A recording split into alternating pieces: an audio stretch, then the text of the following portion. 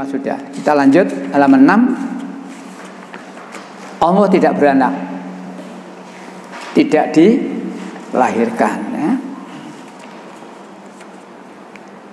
Yang mengatakan begini ini bukan Quran saja, Alkitab juga sama, ya.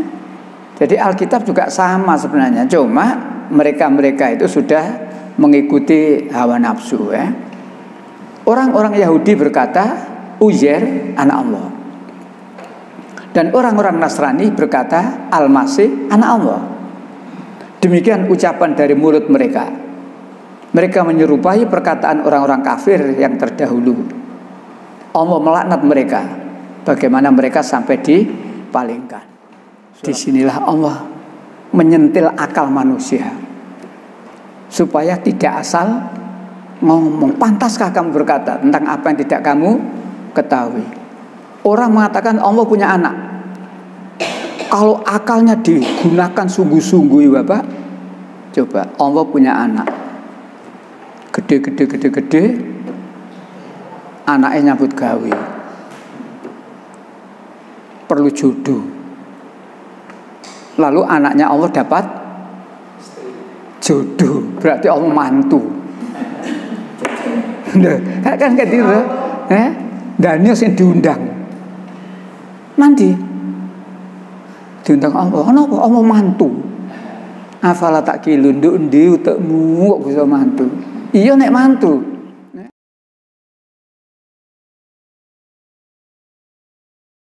Halaman 5 sudah. Kita lanjut halaman 6.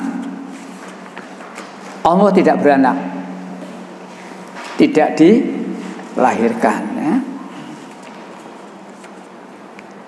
Yang mengatakan begini ini bukan Quran saja, Alkitab juga sama, ya. Jadi Alkitab juga sama sebenarnya, cuma mereka itu sudah mengikuti hawa nafsu, ya.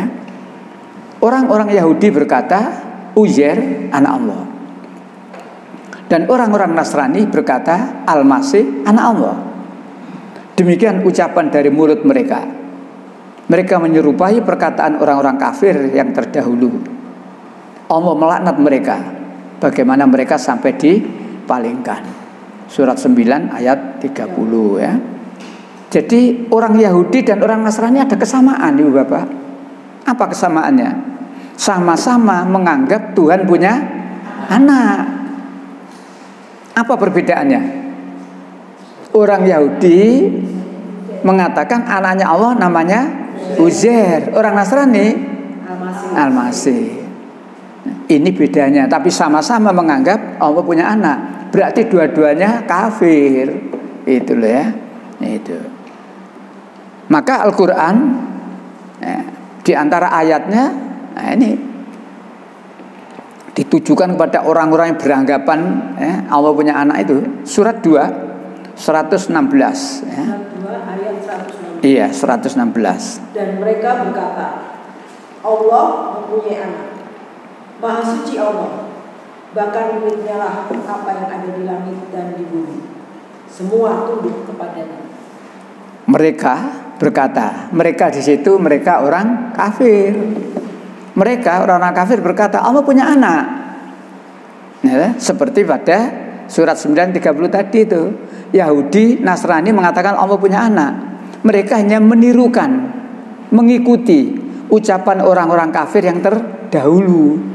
Jadi karena nenek moyangnya mengatakan Allah punya anak, cucu cicit ngikuti Allah punya anak. Seperti sekarang ini, orang Islam masih saja suka ngomong, yang saya ikuti adalah dari nenek persis itu.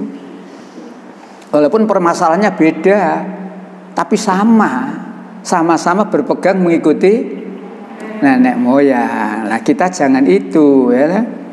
Baik, surat 10, surat Yunus ayat 68. Surat 10 ayat 68. Iya. Mereka orang-orang Yahudi dan Nasrani berkata, Allah mempunyai anak. Maha suci Dia, Dialah yang maha kaya. Miliknya lah apa yang ada di langit dan apa yang ada di bumi.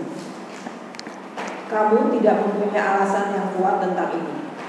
Pantaskah kamu mengatakan tentang Allah apa yang kamu tidak ketahui?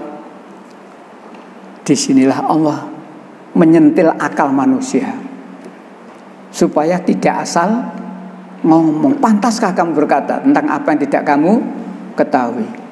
Orang mengatakan Allah punya anak. Kalau akalnya digunakan sungguh-sungguh, Bapak, coba Allah punya anak. Gede. Anaknya nyambut gawe. Perlu jodoh. Lalu anaknya Allah dapat jodoh. Berarti Allah mantu.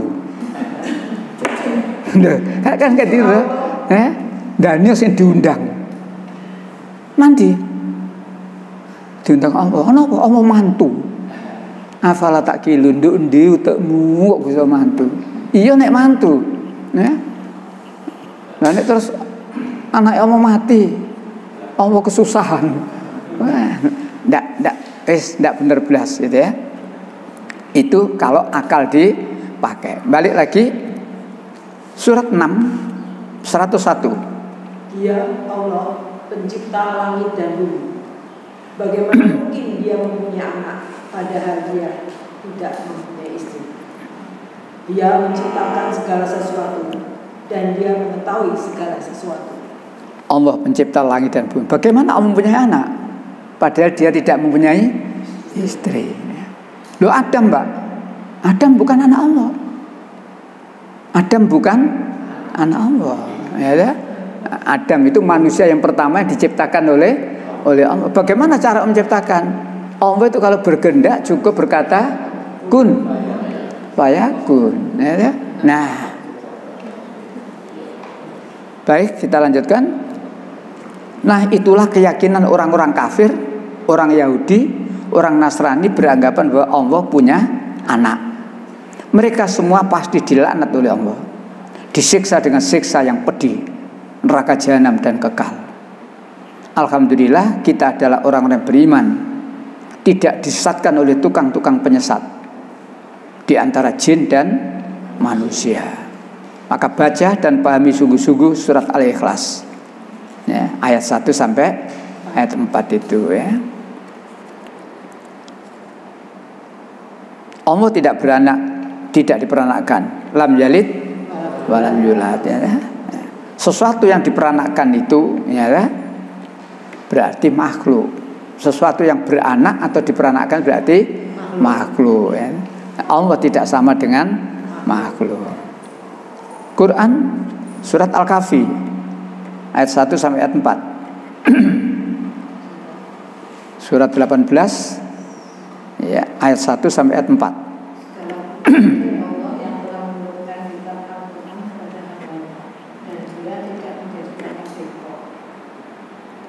Yeah. Sebagai bimbingan yang lurus untuk memperingatkan akan siksa yang sangat pedih dari sisinya dan memberikan kabar gembira kepada orang-orang mukmin yang mengerjakan kebajikan bahwa mereka akan mendapat balasan yang baik. Jadi Quran itu memberi kabar gembira kepada orang beriman yang yakin terhadap Al-Quran, tapi juga memberikan ancaman kepada orang-orang yang tidak yakin, termasuk orang yang menuduh Allah punya anak tadi. Baiklah Ibu. Apa? Mereka kekal di dalamnya untuk selama-lamanya. Yeah. Dan untuk memperingatkan pada orang yang berkata Allah mengambil setelah. Itu loh. Jadi sasarannya jelas sekali. Ada beberapa ayat Al-Quran yang khusus ditujukan kepada orang yang beranggapan Allah punya anak. Jadi peringatan dari Allah itu banyak sekali. Sasarannya macam-macam. Di antara sasarannya adalah kepada orang yang menganggap Allah punya anak. Di antara sasarannya adalah orang yang beranggapan ada Tuhan selain Allah.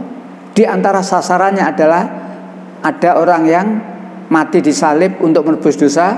Pendek kata, Quran ini mengingatkan, tinggal diingatkan. Tinggal ya.